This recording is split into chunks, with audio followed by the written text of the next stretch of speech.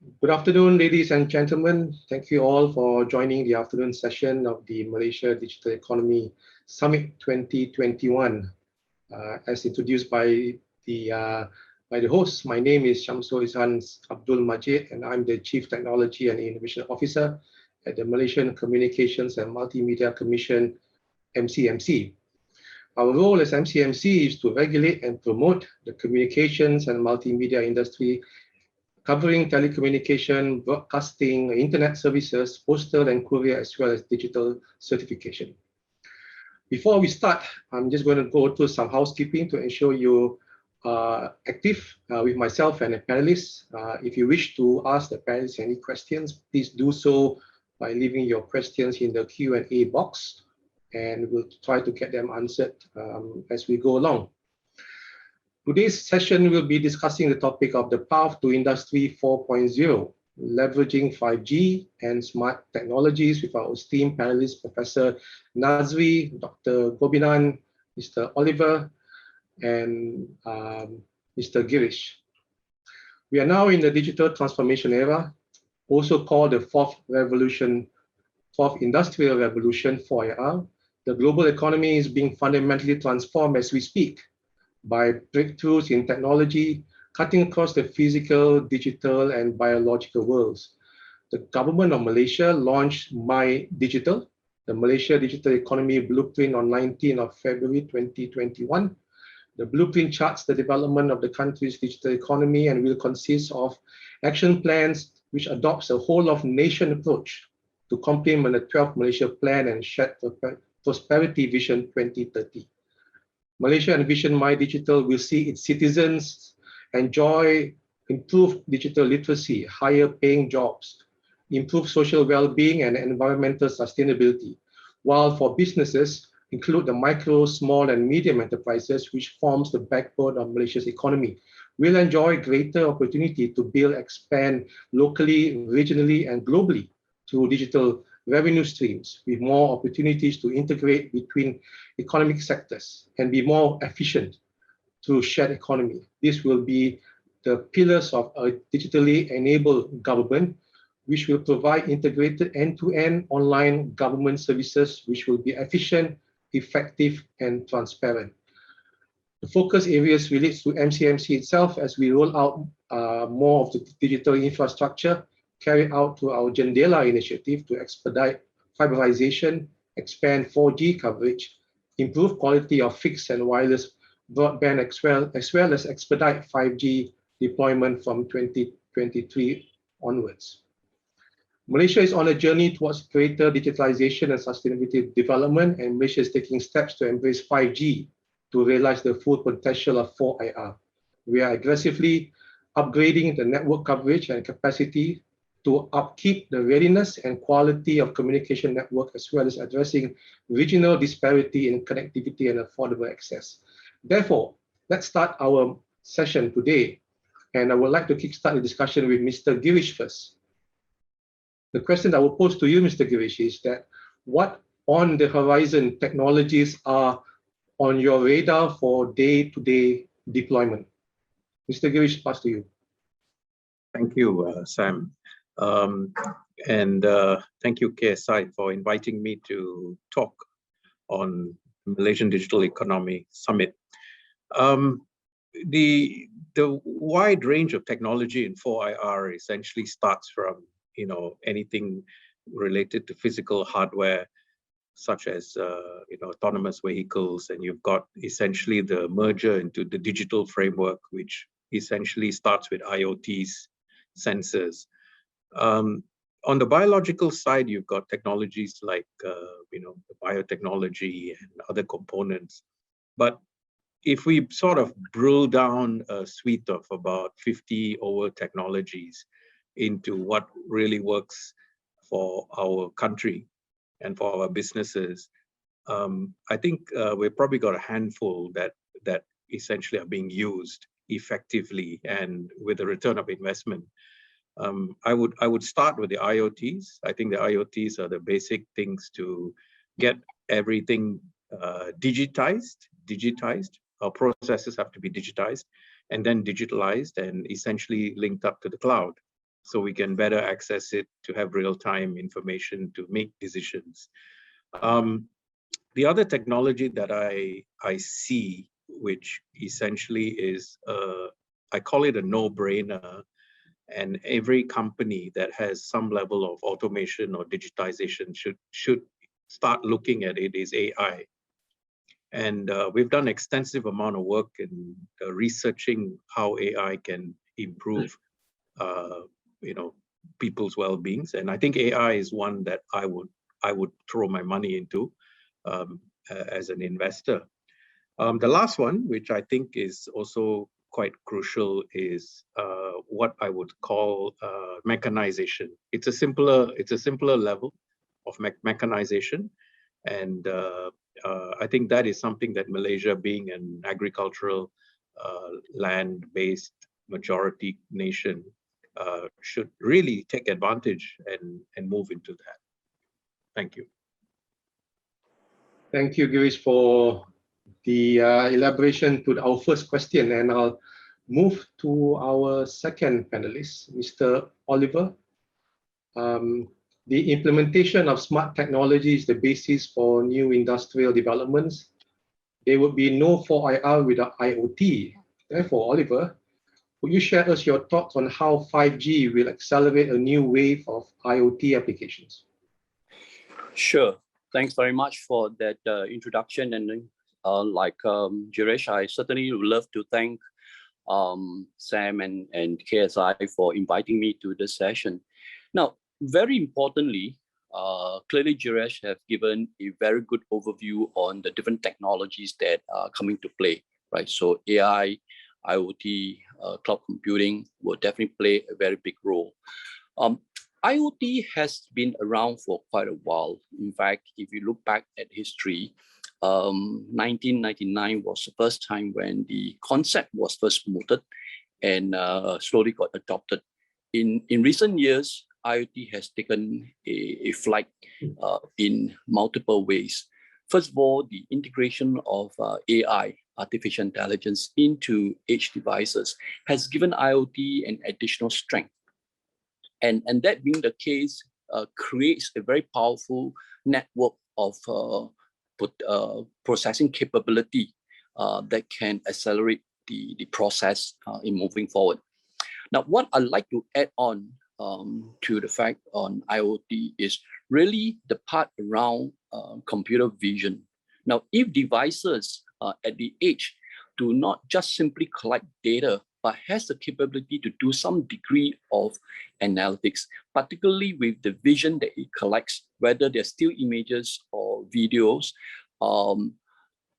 a level of intelligence embedded on those devices, which can provide a substantial amount of analytics, will lend tremendous value to the overall value change of how IoT can support businesses. Now, what is important for us to really understand is AI can be adopted in almost every domain, right? What we need to really understand is that AI should be able to mimic what humans can do, but should not duplicate or replace what human tasks is all about. In fact, it should augment, and it should really play a very important role to support human decision-making. So imagine if all these converging technologies come together, we will be able to have a higher quality of living, and more importantly, a high quality of processing our work. What to keep in mind, maybe I'll leave with this comment, is we should not compete with technology. Humans should never compete with technology in terms of efficiency, in terms of speed, but we should think of how we can leverage technology to augment our capability and potential. Back to you, Sam. Yeah, thank you, Oliver. I think that's a pretty good insight in terms of humans shouldn't be competing with technology. And perhaps that's a good segue into our next panelist, Professor Nazri Muhammad. Could I get your thoughts on what does it look like from a technological lens as businesses shift from continuing planning to recovery and acceleration? Thank you, Tuan. From our perspective, if you were to put 5,000 SMEs between annual average revenue of 1 million to 10 million ringgit, yeah, into a room, what you'll see is that pre-crisis, pre-COVID, you will notice that about 77% of the SMEs are experiencing high volatility in terms of its earnings and top line sales growth, yeah, and about 2/3 of their assets are stuck in non-cash items like inventories, receivables, and all that. And then a further, at least half of 50%, half of the population of the 5,000 sample exercise we talked about would have experienced high gearings pre-COVID. Now, COVID came, right? COVID came and struck everybody out of the charts. Okay, then everybody's ratios start going in all different places, mostly on the southward stance, yeah, all going downwards.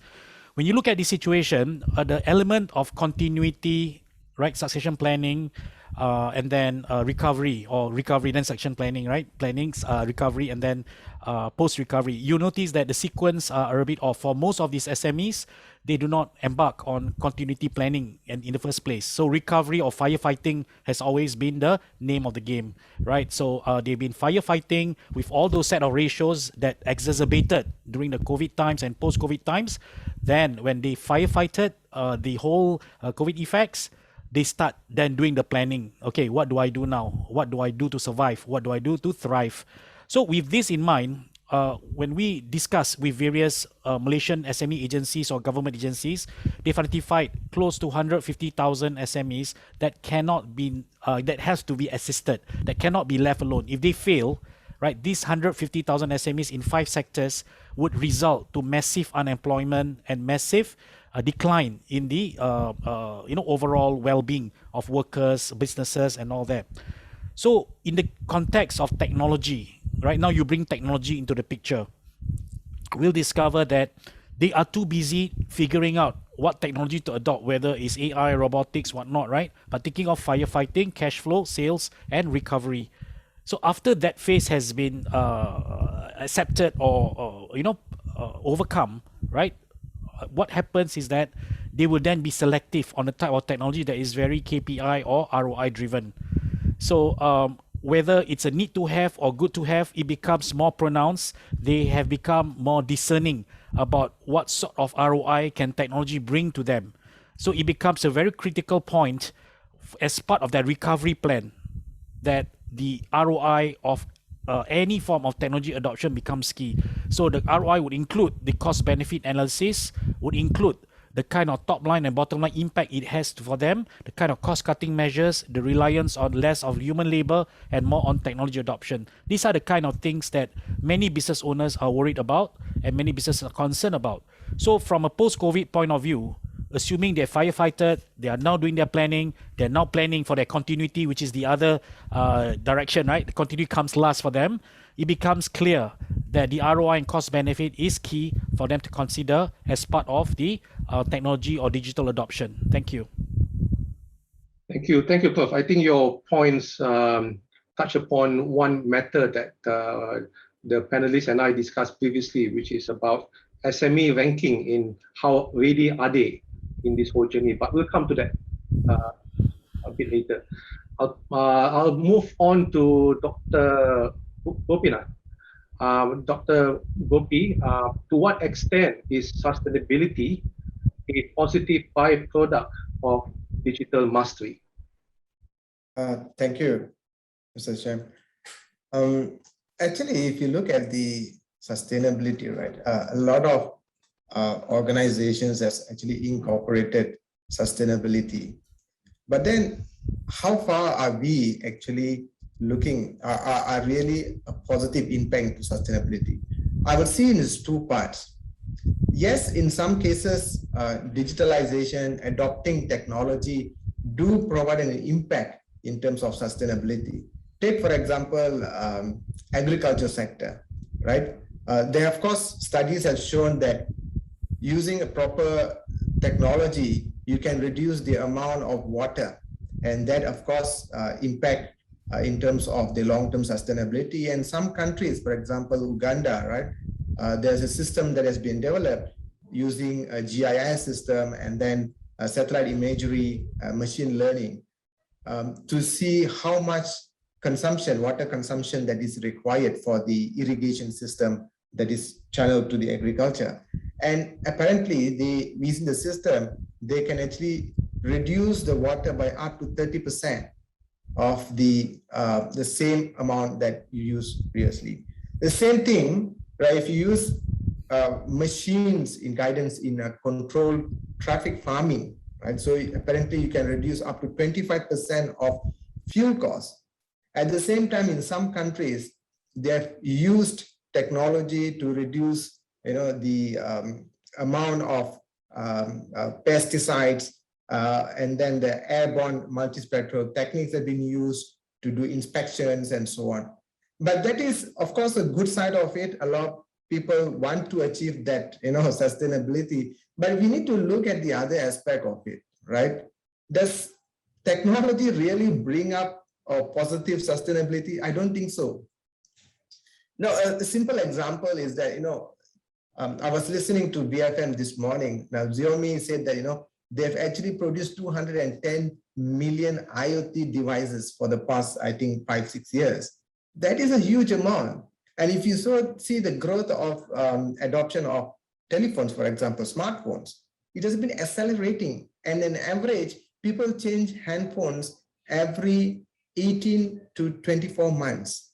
And what that costs with sustainability, we are actually making use of raw materials, right? That is depleting the raw materials at increasing speed because of all this technology. Another example I would see is, for example, we are,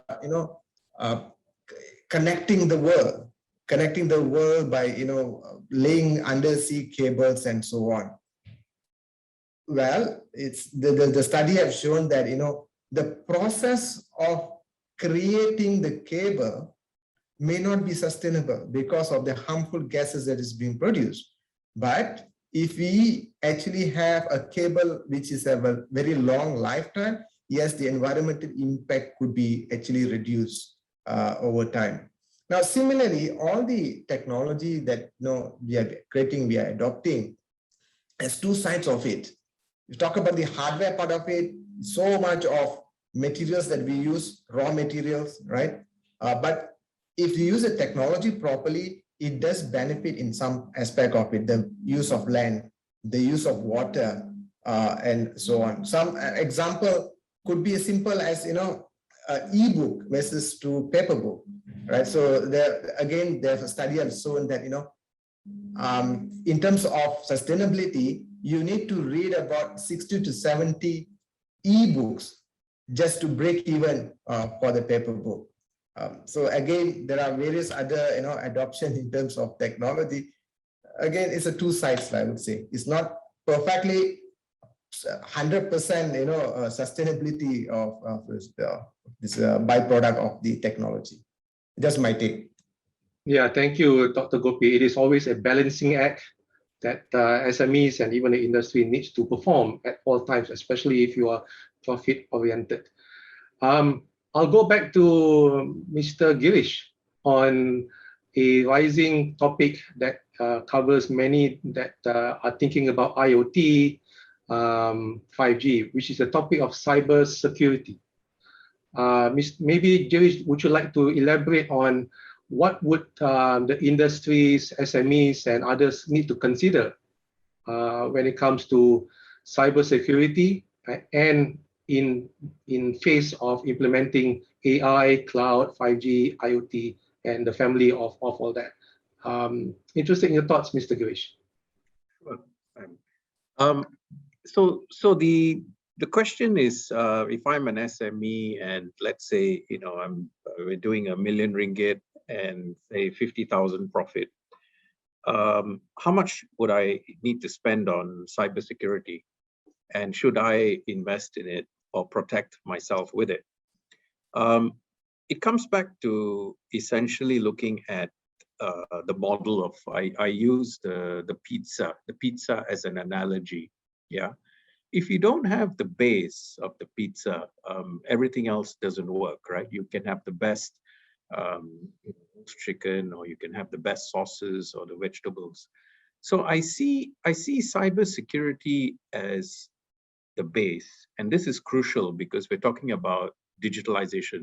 It's about data. It's about data moving around. It's about using data to improve our lives and improve the future generations' lives.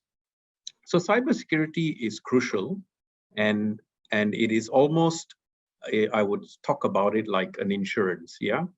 In a lot of us at the initial times of our lives, we were probably wondering, should I have an insurance, a life insurance or medical insurance? But as we grow through this journey in life, we realize how important it is, right? And this is where I think we need to start educating people. So for SMEs, there are some wonderful products out there. We use one of the systems in our own set of offices. It's not expensive. It's about 1,000 ringgit a month, but it protects everything. And I get daily reports. I see what's coming in. And the beauty about this is you don't see these attacks that are happening. Yeah, what's happening is people are actually mirroring, they're observing, they're collecting the data. And at some point, they can use it terribly to dismantle your systems. And then when that happens, it's too late. So my thinking is, the awareness of cybersecurity must be there. And we got to take it seriously, because if we're really going to go through this digitalization sequence in our transformation of the country with 4IR Negara and My Digital and what DNB is doing with 5G, we got to start with making sure that our data is protected. And that's very, very, very important. The last point I'd like to make is we got to also think of the younger generation, yeah? And cybersecurity to me is also about protecting our data on our mobile phones. We have children, and children use the phones to do all kinds of things, play games. But the danger is the camera on the phones, yeah? And there are applications you can actually buy that actually can restrict certain camera. It detects certain images that are being pushed across to the net, and it blocks it. So these are things that, it's almost going to be a norm, in my view, in 5 years. It's just a question of how do we get ourselves educated, and how do we really democratize the whole financial part to make it affordable. Thank you, Girish. And yeah, we have to always consider the aspects of cybersecurity, especially data and exposure to those that we love, our kids, family, and often enough, they will look towards people like us for advisory on what is next that needs to be done to protect everybody. I'll move on to Mr. Oliver. The topic of today's session is the path to Industry 4.0, leveraging 5G and smart technologies. What, in your opinion, what's the end goal of digital transformation? Does it ever end?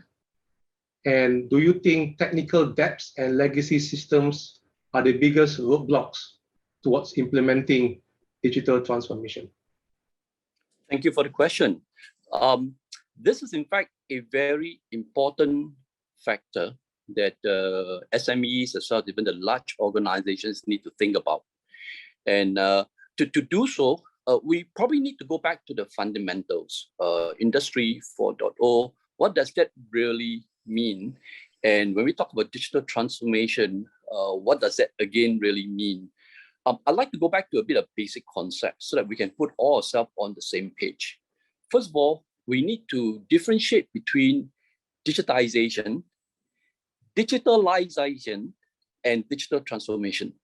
So digitization refers to the fact that you want to be able to transform data captured in all forms into a digital form, right? So you digitize your data.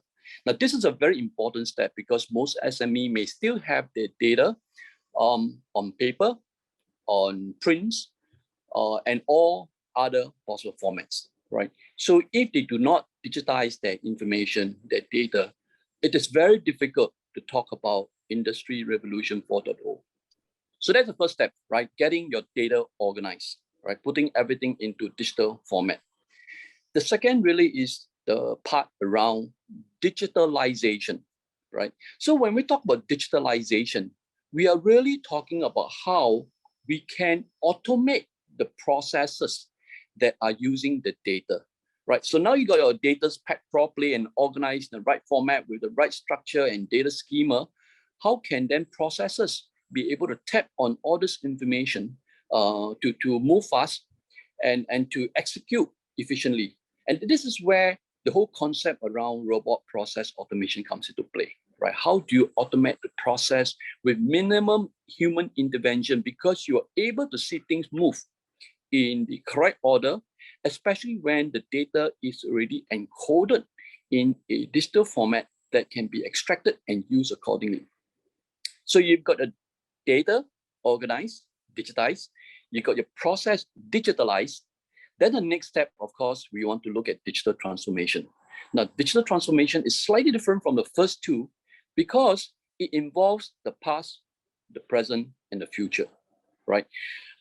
So knowing what is the historical collection of data, how things have happened, transforming it into a format that can be used, and understanding the current process of how things are happening, automating it, and more importantly, identifying corners of efficiency and trying to improve on it so that things are working better. Then we need to look at where do you want to go from here, the future that you want to achieve. Now that path, right, is going to be a bit difficult. You know, your second question, as in, does it ever end? Does it ever end? Well, honestly speaking, it will only end if we all retire and don't worry about the business anymore. As long as we are in business, whether you're an SME, whether you're a large enterprise or a government institution, you need to continue to look at how you can improve your processes. You need to continue to look at what is possible, what is coming to you. And I guess in a current pandemic, something that came to us was out of expectation. How do we continue to transform and reinvent ourselves, recalibrate to see how we can move forward? So digital transformation is not an end in a journey. It is not a destination, but really a journey that will continue to look at improvements and how we can get better. The key question will be, where exactly are we now? How do I assess, before we get to Industry Revolution 4.0, are we currently at 1.5? Are we currently at 2.5? Or is it 3.2? Because that would determine how long more is the journey before you reach Industry 4.0. The other point that you want to look at also is, where do you want to go to? Maybe in some industry and domains, perhaps you don't really need to reach 4.0, or for that matter, talk about 5.0 in the future, right? You want to be comfortable where you are and understand your understanding of your customer needs, the customer base that you're serving, and how their needs have evolved over time, and you want to match up with them and continue to support the customer base. That should determine how far do you go. And hence, Sam, to your last question, right? Technical debt and legacy system, well, those are important. And in fact, will be considerations for you to determine how far you go with your digital transformation. But that should not be roadblocks. In fact, those should be consideration to help you think how much you need to pivot, how much you need to transform, and more importantly, how much demand will be needed from you and your resources to move forward. What we probably need to understand is that conventional leadership principles are not currently designed, right? They are currently not designed for the demands of digital transformation. What it really translates into is that digital transformation will require a change in leadership mindset. And this is key because as the new generation of the workforce come into the industry, they are technically a lot more savvy and they know technology a lot better. We cannot continue to manage our process, our resources with the old method of thinking. Hence, right, digital transformation is a continuing process that we need to fully understand. I don't think it will ever end until you shut down your business or your business go bust. As long as you want to continue to serve your customer, the customer will have evolving needs. Your resources, your internal resources will continue to build their own set of capability, and how do you match your capability with customer needs is an important piece. Technical debt and legacy system are just along the way that you need to adapt. You need to decide what you can keep and what you should transform and pivot into the new dimensions. So this is an ongoing discussion. It's not going to be done in 10 minutes, but I think it's important. Two questions. One, are your current data digitized? If you have not even digitized your data, don't talk about digital transformation. You probably won't be ready until some time to go. Secondly is, how far do you want to go? You can decide as a leadership. You don't have to follow everyone, but you probably need to decide how far you want to go. And that is a continuing debate that this panel can have, and perhaps even further discussions in other platforms. Back to you, Sam.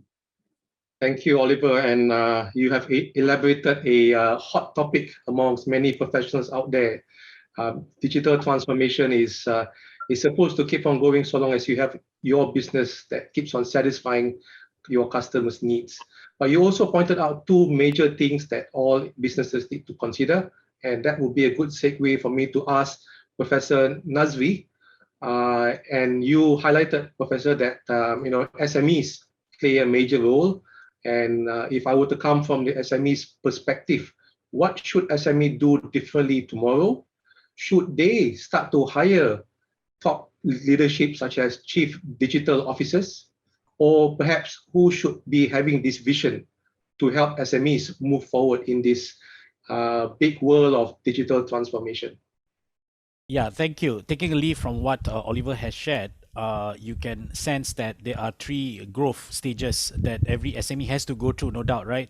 So in most SMEs by now, they would have digitized their data in the form of HR data, accounting data, operational data, sales data, invoices, and all that. So this would have been digitized somewhere, somehow, in their own cloud system or in their own little spreadsheets or databases and all that, yeah? So then the question here is, to what extent have they digitalized, automate the use of structured and unstructured data in the first stage? Okay, to what extent have they used, right? So whether it's a chief digital officer or whether it's a robo-advisor driven and powered by AI, you can use either one, right? And then you can measure the cost benefit. If you're to hire a CDO, how much would it cost per month? Or advisor, human advisor, how much would it cost per month to do A, B, C, D, E, F, G, right? But if you have a robo-advisor that's able to digest and ingest structured and unstructured data, HR data, finance data, invoicing data, customer data, all this, and turn into a roadmap, turn into a futuristic plan on what needs to be done, what has been done, why did it to be done, what needs to be done in the future, what can be monitored and what can be transformed. Imagine a robo-advisor that's able to do that using AI, and then you bring to the next stage, right?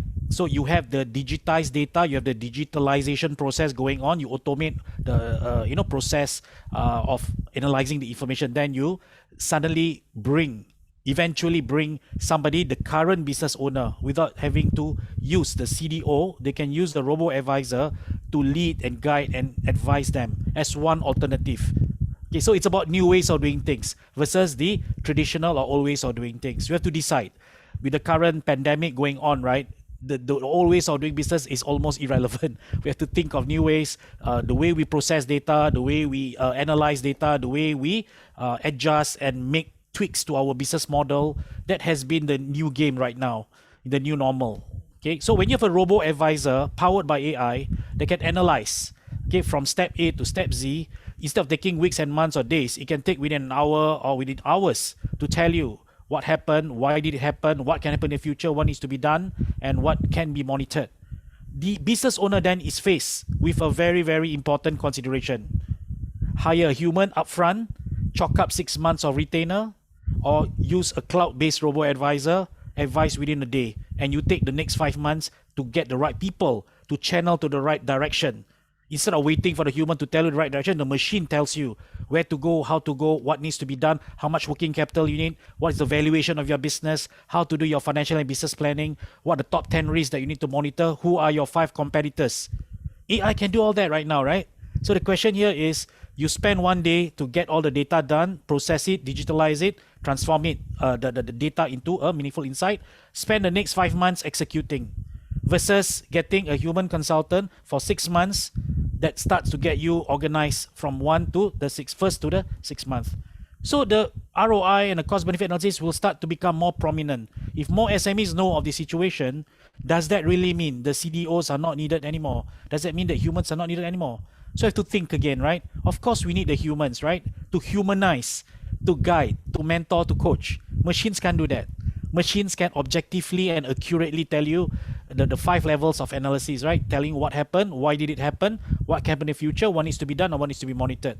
But humans are needed to facilitate that process, to do the intervention, and to do the coaching, the motivating, encouragement, and the empowerment, the digital transformation we talked about just now. You need the human element.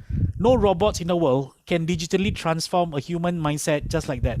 It has to have the human element inside and the machine element inside. Hence, we call it augmentation or augmented intelligence rather than artificial intelligence per se. This is my 2 cents worth based on our dealings with micro, small, medium enterprises as well as agencies that deal with them, including social enterprises and cooperatives.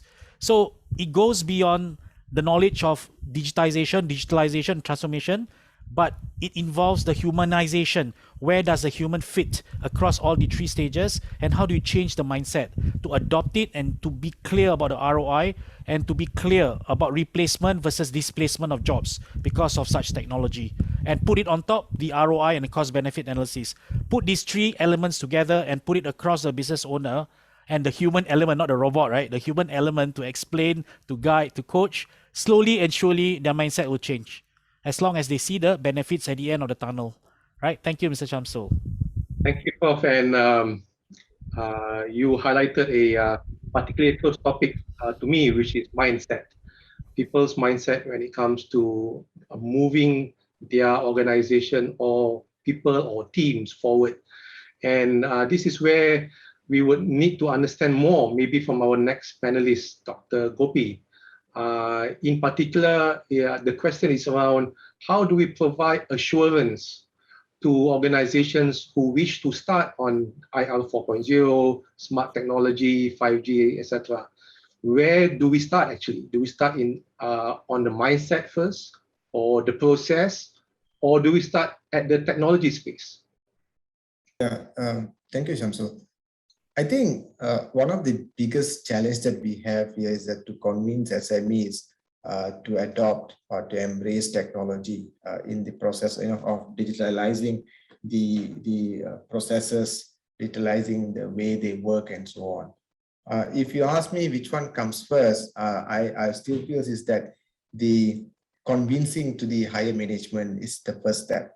Without them being convinced to transform the entire process, then it's so difficult. It's very difficult for them, to take up the challenge of transforming.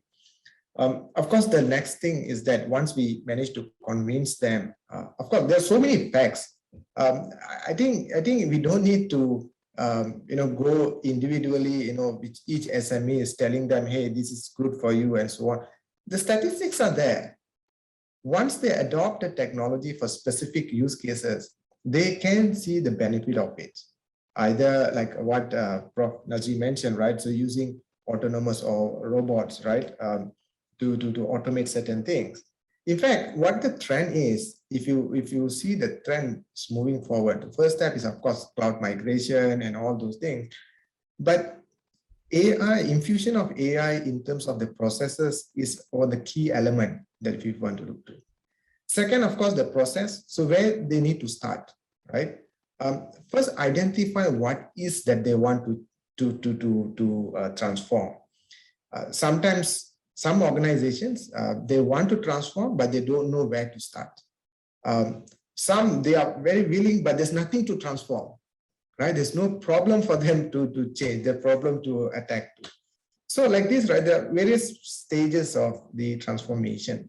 So in the process, first need to identify what exactly they need to transform. And it can be phases. Not necessarily they need to change everything in one go. They can take split the entire digitalization or transformation into few phases and do it step by step and use the right technology for that purpose. For example, if you say that, you want to make sure that your machineries are automated or machinery can send data, for example, for maintenance purposes and so on and so forth, must make sure that type of the sensors that you use to measure all the parameters within the machineries. If you use the wrong parameters, then the entire thing will fail. So again, if you ask me, the first step is to convince the higher management for them to take up. Second is to identify what exactly they need to transform, what are the processes they need to do. And then, of course, identifying the correct technology to be applied and used in the transformation. That's my take. Thank you, Dr. Gopi. Now going back to Girish, and I'm very sure you are the best person to give a response to this question. What is the biggest driver of competitive advantage in this world of smart technologies? Yeah, so this is a difficult question because the biggest driver to, if we're talking about digital transformation in an organization or a public sector organization is the boss or the number one person's vision and sheer brute ambition. I think that's going to be the key driver. If you do not have that want to transform or what I call growth mindset, then whatever we're talking about doesn't work. And in a lot of organizations, we actually see that, the fear of technology, the fear of changing, the fear of losing their jobs because, you've transformed so much that you sell yourself out of a job. But what we fail to realize is the world is changing. And, we've been harping about this 10 years ago. And in the last 2 years, when the pandemic came in, it just accelerated whatever we were talking about. And it's so important to have everyone in a growth mindset because we're post-pandemic or we're in the midst of coming out of it. And if we do not have the growth mindset, we're going to be bogged down by a lot of mental stress. We have a lot of things to sort out. We have to get the business back to where it was before we can start looking at that growth. But it's a great time to change. And now is the time to brainstorm, if you have not done that already, and start to get those action plans in place. And find the right people. I think right now it's not about technology. Yeah, I think technology is a lot more advanced than where it was. The problem now is people, and we need to understand that you can't train or reskill people unless they are happy and they want to. Yeah, this is very important because we face it internally as well, where we find difficulty to get someone to be motivated to be in a growth mindset.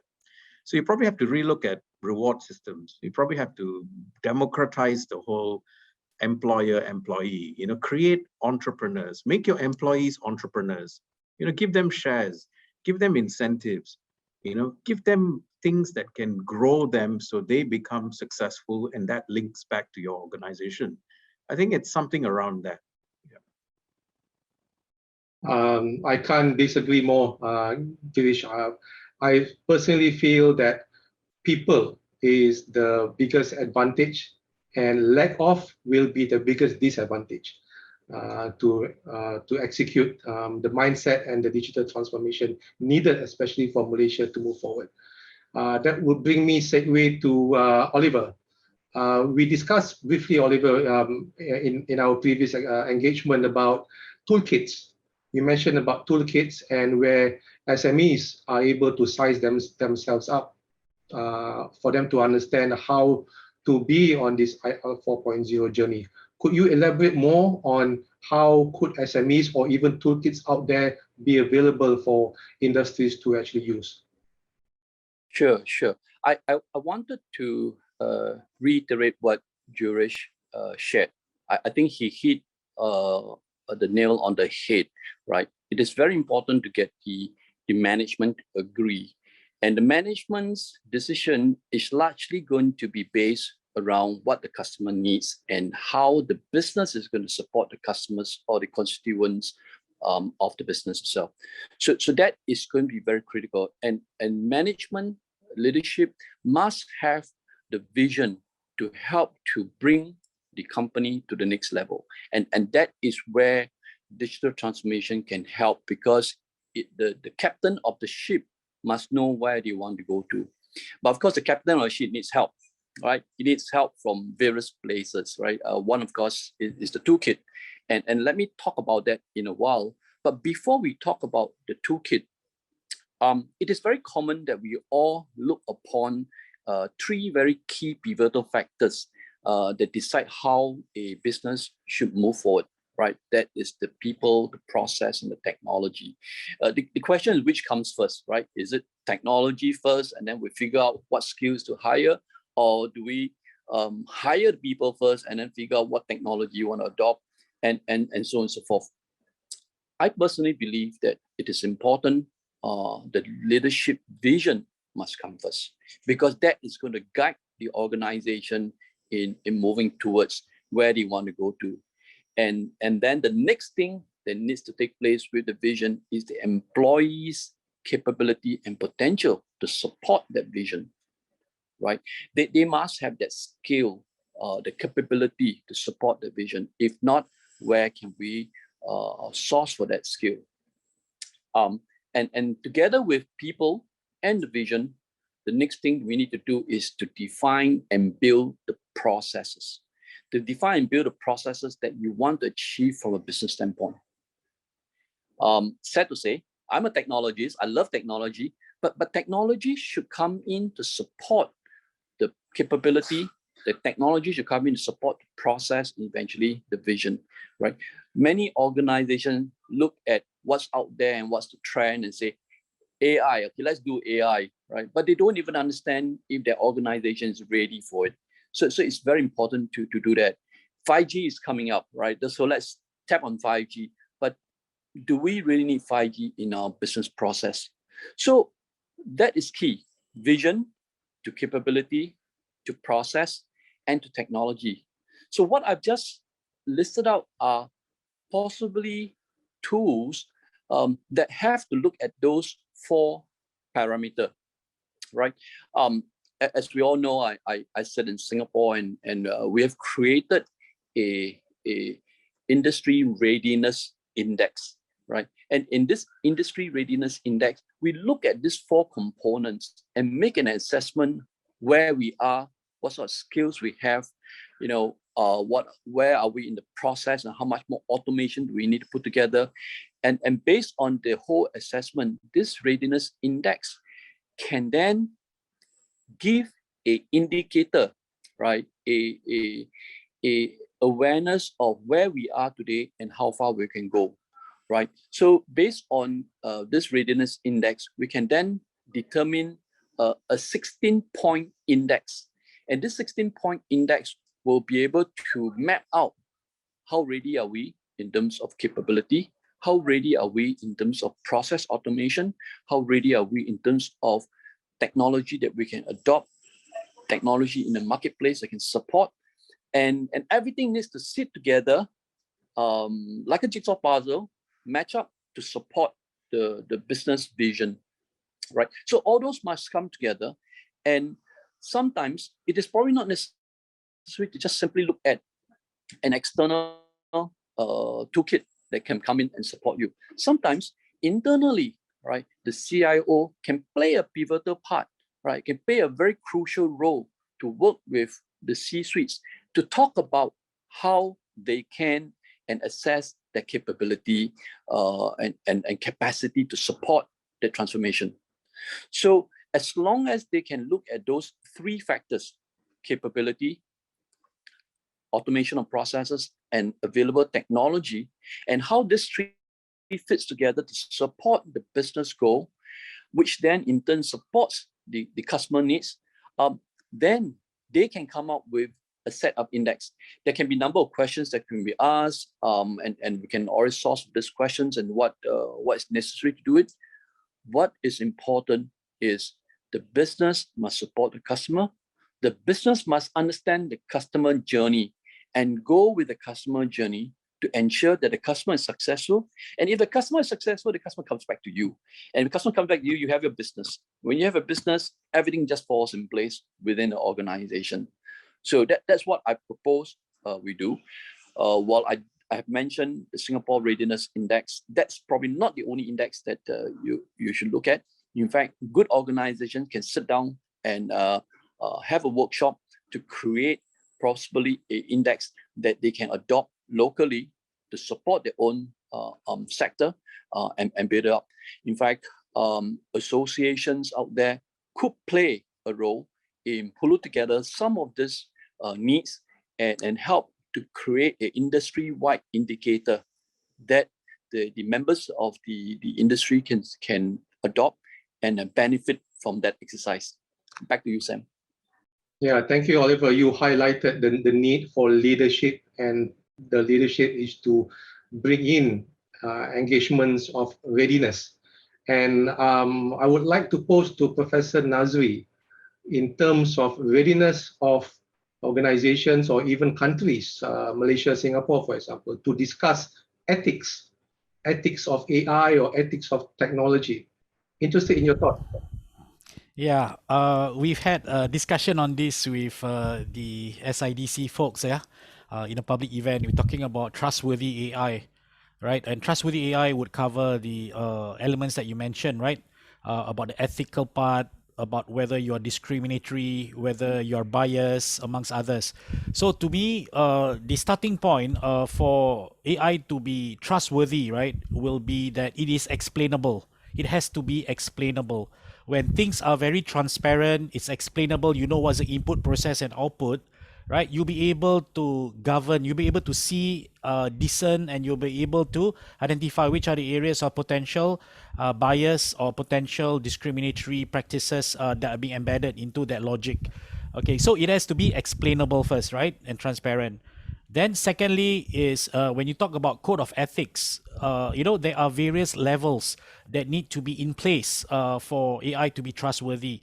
Okay, which means that it has to be ethical. It has to have, number one, there must be the organization-wide code of conduct, code of policy being made. So within the organization, what is your business model and what's your business got to do with data, and how do you use internal and external data to good use, and who is accessing those data. So internally, you have a set of policies and SOP, standard operating procedures, that will govern how your data is going to be managed, notwithstanding the statutory requirement of the PDPAs or all the governance around that from a statutory point of view. So there's a statutory point of view, there's the organization code of conduct that needs to be in place. Then the third would be, the operational part. So at the end of the day, yes, you can have the papers, you can have the policies. At the end of the day, how do you ensure the people actually execute that, right? And within the system that you design, okay, have you configured your system in such a way that it has layers and layers of access rights or authority to access certain data, certain modules, certain windows, certain groups, right? So there has to be another layer, analytically, technologically, and operationally, all embedded into one, to make sure that the system, the database, the infra, and the UI UX do not allow unauthorized people to access it, to access the data that you're not supposed to access, right? And then, of course, last but not least, when you deal with certain institutions like financial institutions or the DFIs, right, the IFIs and so on, even though you have all this in place, you have to have the last piece of information or protection, right? That is to have anonymized data being processed in the machines side of things. So you can anonymize the data so that it will prevent people from doing unnecessary things. It could be the business manager, business owner, whatnot, right? So essentially, when you anonymize data, it limits the ability for you to do unethical things to the data. So overall, right? Ethically, yes. Okay. Within the logic itself, we talk about the explainable AI. How do you ensure that you don't put rules that limit your financing to certain race, certain religion, certain demographics when it comes to extending financing? How do you not discriminate? So Facebook recently have to apologize because they refer to a certain race as primates, monkeys and apes, because of whatever, right? Whatever the algorithms told them. So there were many other tech giants that made that same mistakes too. Why? How can you not differentiate between humans and apes, for example, right? But the algorithms have been so smart that they missed out some fundamental things. So who checks those things? So had you made it very explainable, very transparent, and follow the elements or factors that I mentioned, I think there will be check and balance involved when it comes to promulgating technology. Over to you, Mr. Shamsul. Thank you, Prof. I think you've given pretty good insights on the level of readiness for the community or organization to discuss about ethics. Last but not least is back to Dr. Gopi. And I'm very sure you are keen to answer this one. How is digital success being redefined in organizations? Yeah, thank you, Shem. I think looking at the pandemic is one of the good examples, I would say. One thing that pandemic teaches us is that how fast can we transform our businesses. For those who have been in a brick and mortar type of sales and services, they need to quickly transform, otherwise they'll be left out, they'll be out of business, and then when business back to normal, it's a bit difficult for them to quickly adopt the changes. Now, important thing is, yes, digital success will be defined. It is important for organizations to adopt as soon as possible. Now, a good example I would say is that, Asia. So they are always in the business of airline, right? And do you see how fast they transform themselves? They are big organization, no doubt. But then you see how fast they have transformed into a super app where they provide all kinds of services.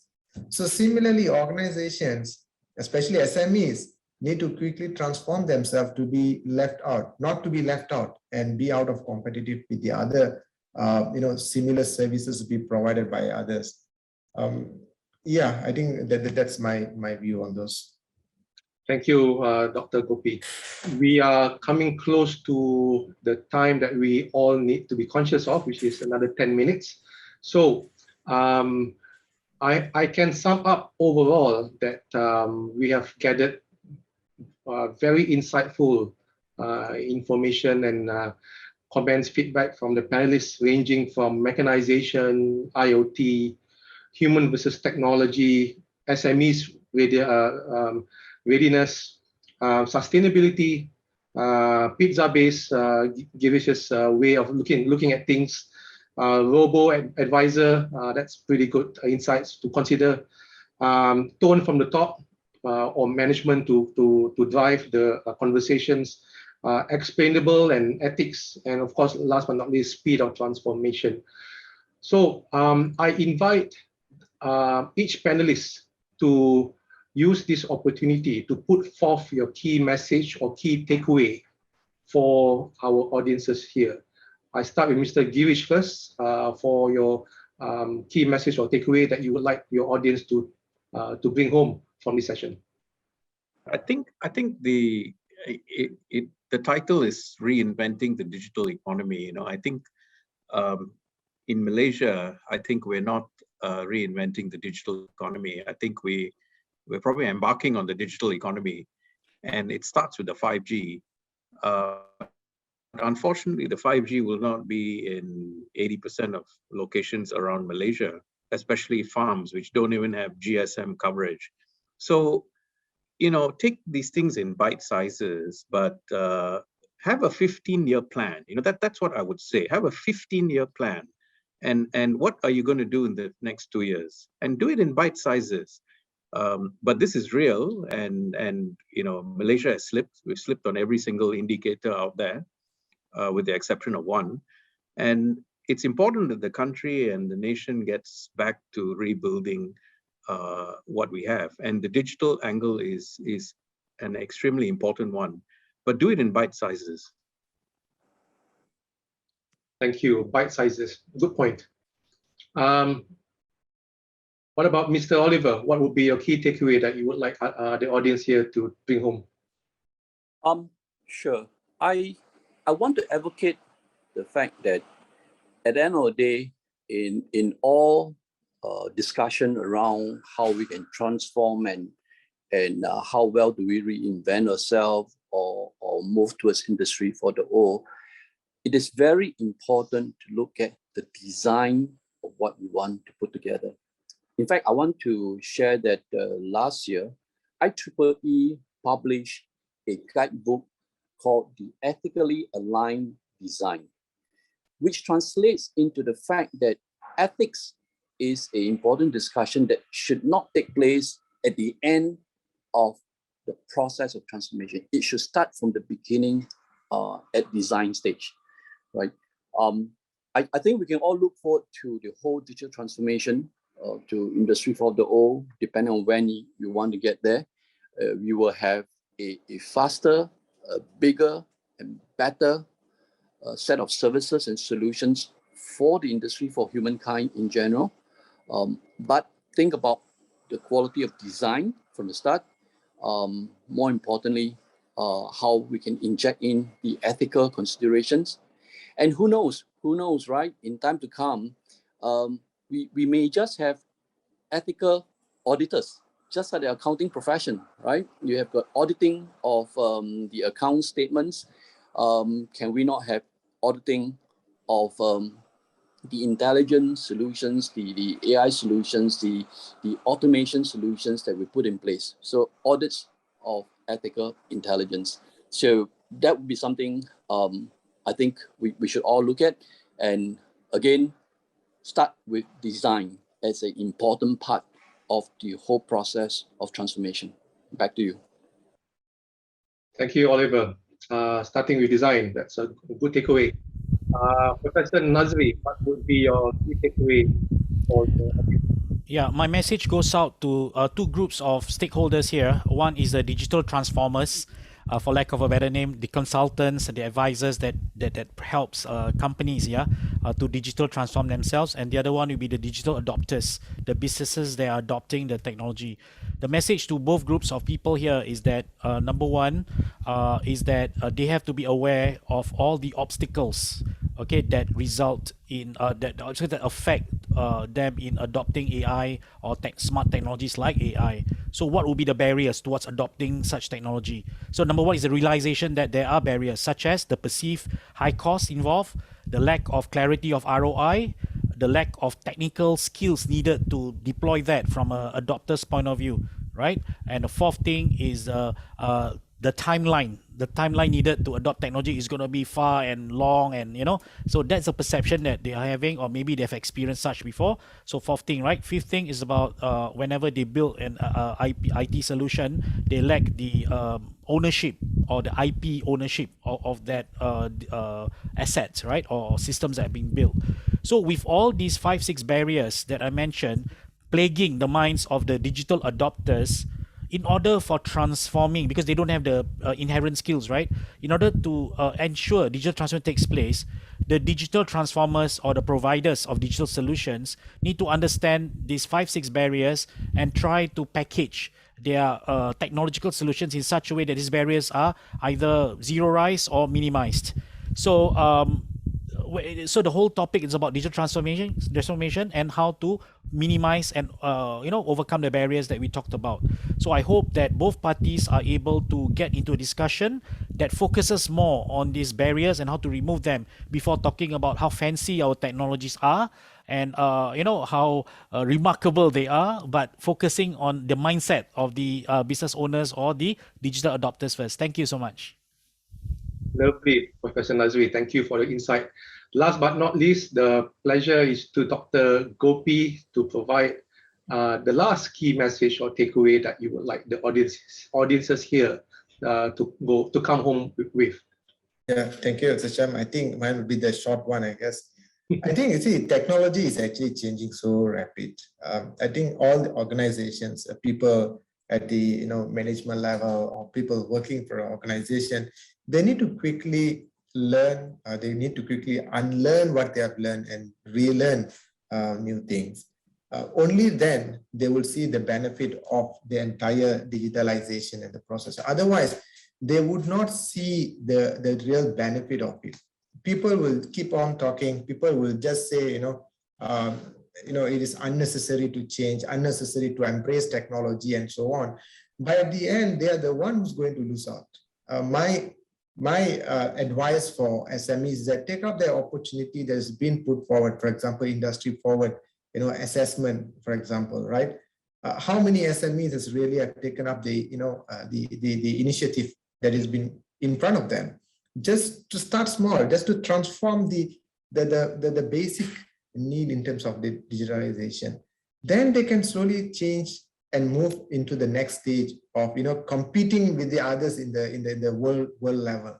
Then only we can call ourselves the world leader in terms of adopting and embracing IT for a better, of course, at the end of the day, it's a better profit for them as well. But they must start, now.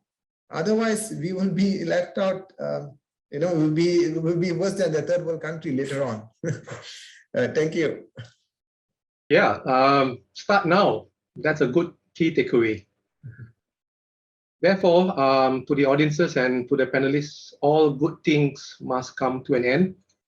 It has been a fruitful session, and I would like to thank our panelists today, Professor Nazri, Dr. Gopi, Mr. Girish, and Mr. Oliver Tian, for sharing your thoughts and insights. Not forgetting to all of you in this call as well, and for those questions that you provided earlier. And I believe we walk away today with a better appreciation on the topic, which is the path to Industry 4.0, leveraging 5G and smart technology, and the exciting things coming ahead. Stay safe and enjoy the rest of the summit. Pass the floor to our host, Mr. Zaim.